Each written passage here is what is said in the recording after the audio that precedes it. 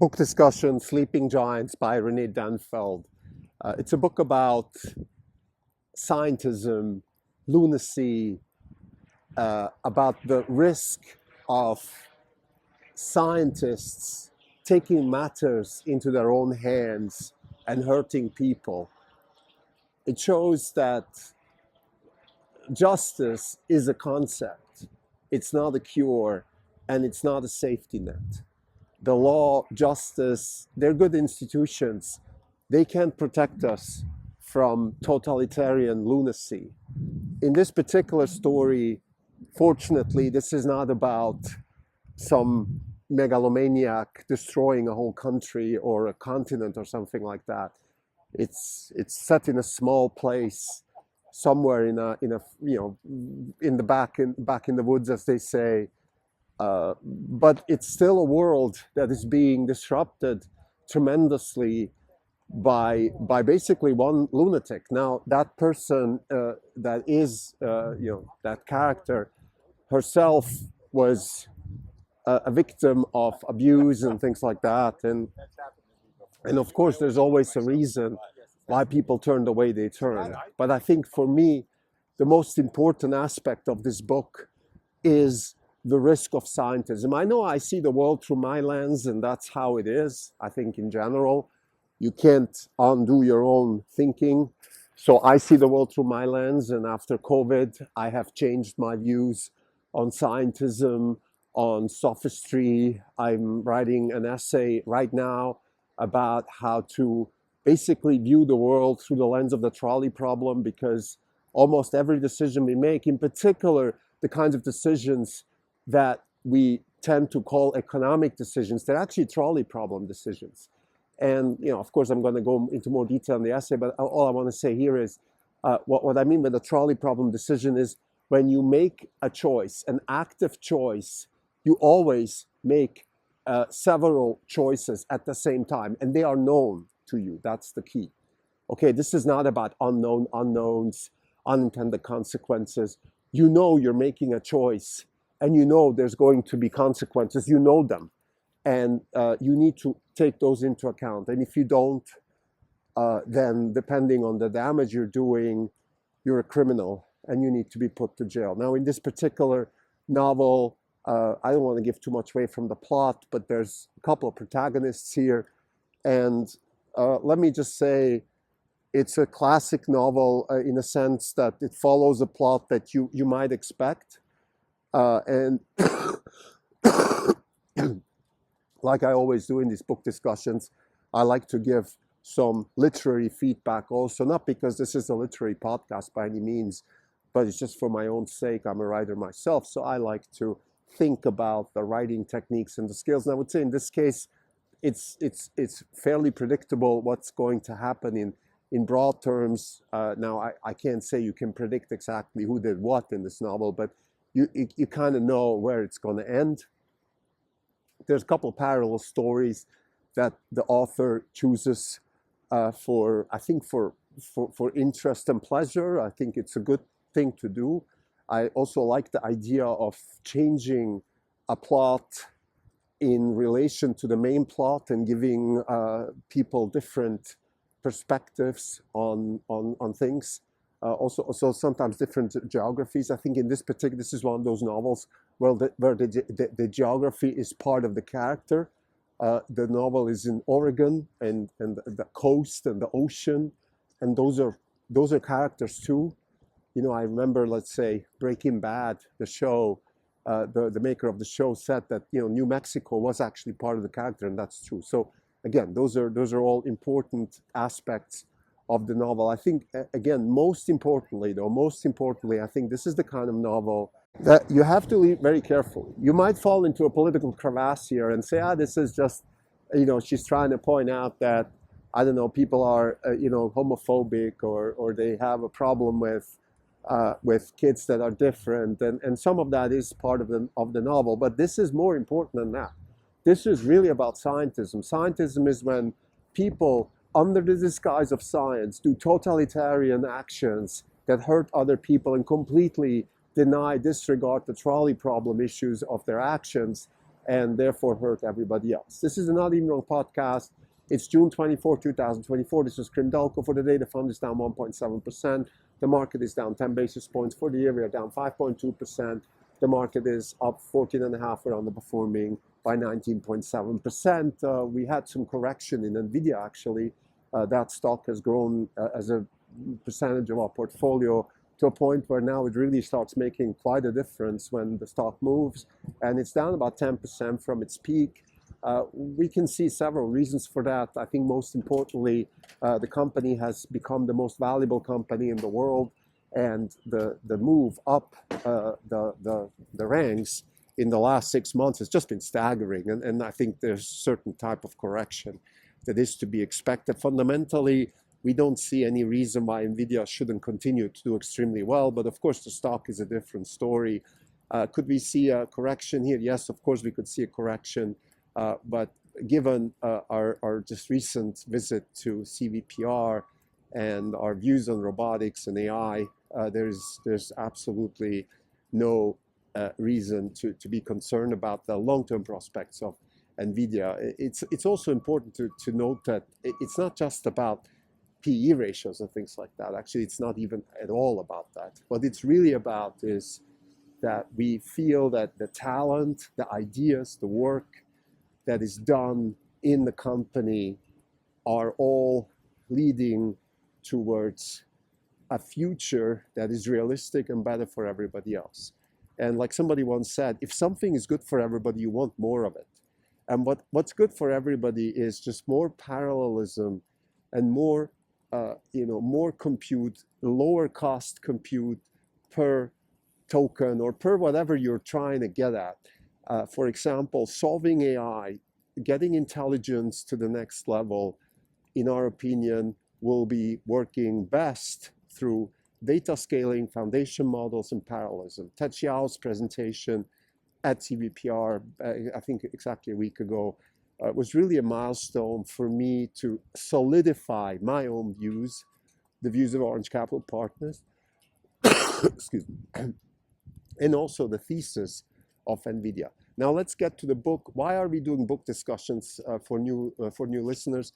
We're discussing books because of really two reasons. One is we're big readers at Orange Capital Partners, so we like to have a record of what we do. So think of it like a diary, if you will, but also the purpose of this podcast is to give people a sense for what it feels like to run a hedge fund, right? And reading books is not just the pastime of hedge fund managers. This is not just something that we're mentioning, hey, by the way, if you have some free time on the beach, read a book. No, it is part of the business.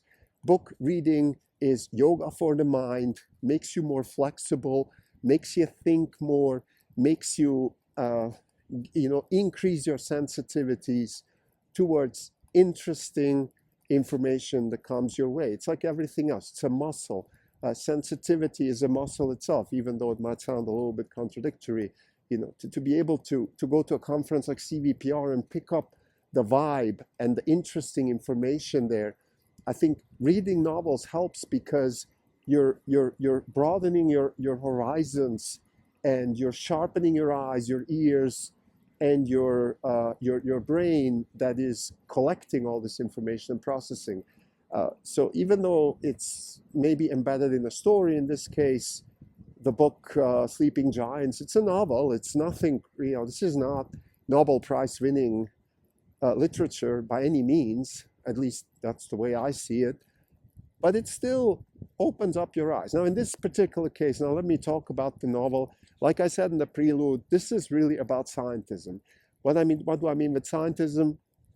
When people, scientists or pseudoscientists, take it upon themselves to do things that they might or might not think are good for either people or society. In this case, it's for people.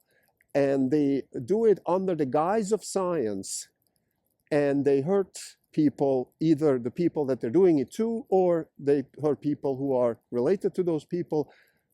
Examples in this particular case, it's about a foster home where kids are being tortured under the guise of science so they can be helped, which is totally absurd.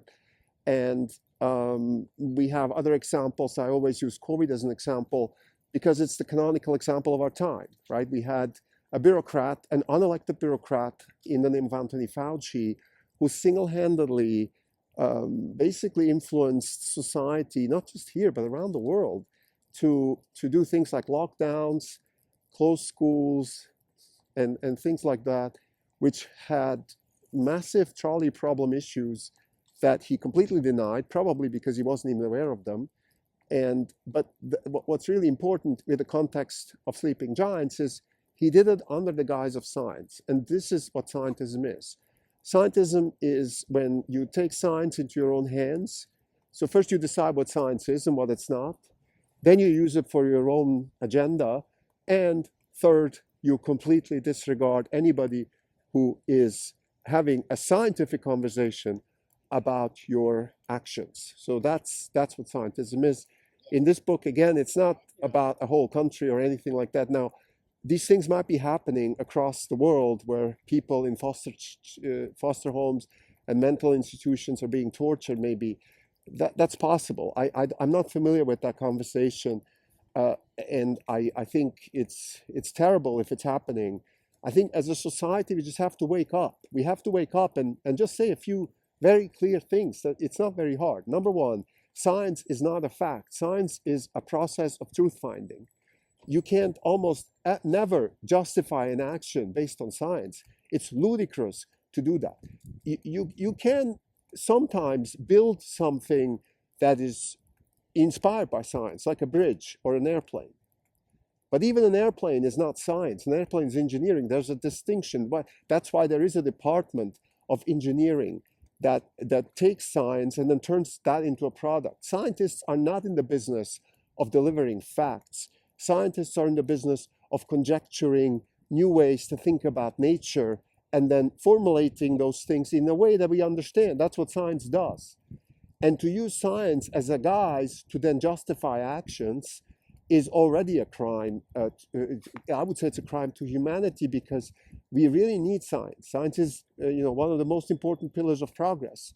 Upward mobility, democracy, everything is based on science because we're a bit like sharks. If we don't move, we sink, or whatever the analogy would be. So we got to move forward, but we got to move forward in a scientific way, which means truth-finding way, not in a, hey, this is science, and if you disagree, you go to jail type of way.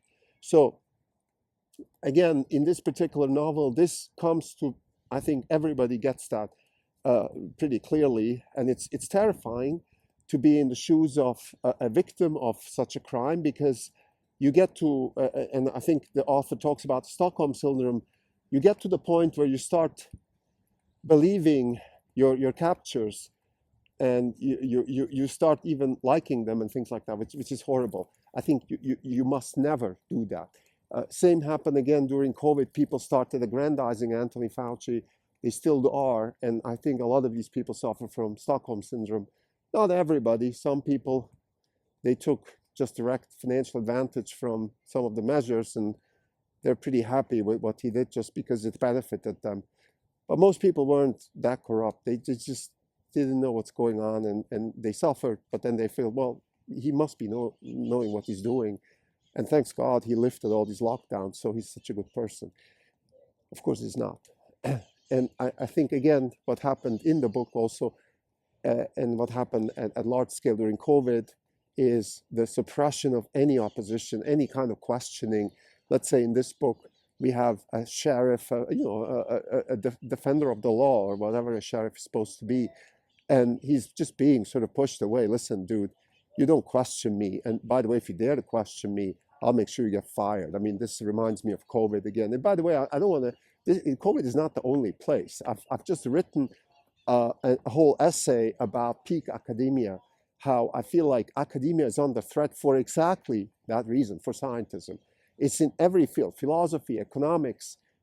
Refer to my essay, it's on Substack, Peak Academia by Krim Delko, about all the details there. But what I want to mention here is it's certainly not just COVID, right? We have suppression of truth finding, we have status, pedigree driven knowledge, imposition, coercion. I don't know what the word is. there's probably a better word in the English language that combines all these factors. You know, if I enforce my thinking on you, if I don't let you breathe, if I don't let you question the doctrine, and if I punish you if you do, that's going on in science everywhere. And we have to protect it. It's not just about foster homes and homosexual boys that are being tortured in the name of science, like that's what happens in this book. It's about almost everything. So our society is under threat of totalitarian indoctrination through academia, which is actually the place, the Trojan horse of, you know, if you want to bring down our society, you want to, you want to attack two institutions. One is academia, and the other one is you just want to hijack the Federal Reserve and then make sure that the money is printed in a way that benefits your political cause, which is a whole different conversation. So let me talk a little bit about the narrative and the literary aspects of the book. I always like to do that. I think the author is fairly predictable. I would give it a B for just narrative. It's not very capturing.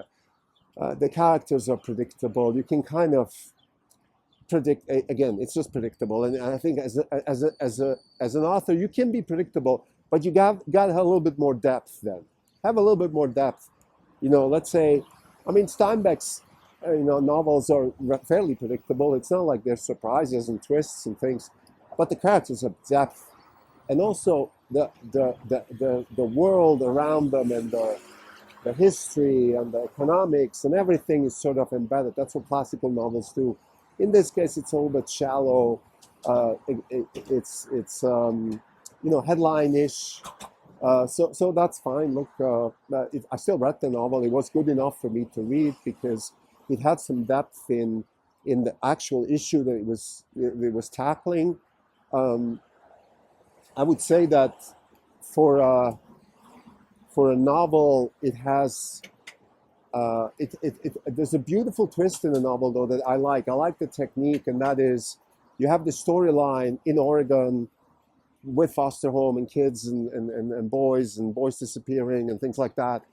And then you have a whole parallel storyline with polar bears in Alaska and the family reunion of polar bears. And I like that. I like the idea. I like it because it takes you away. It takes you away.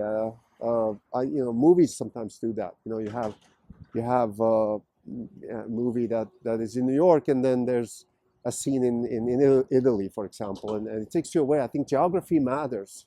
Geography matters for everybody, in stories, in movies, in life. That's why we travel. So I think that's a nice technique that, excuse me, Rene used here.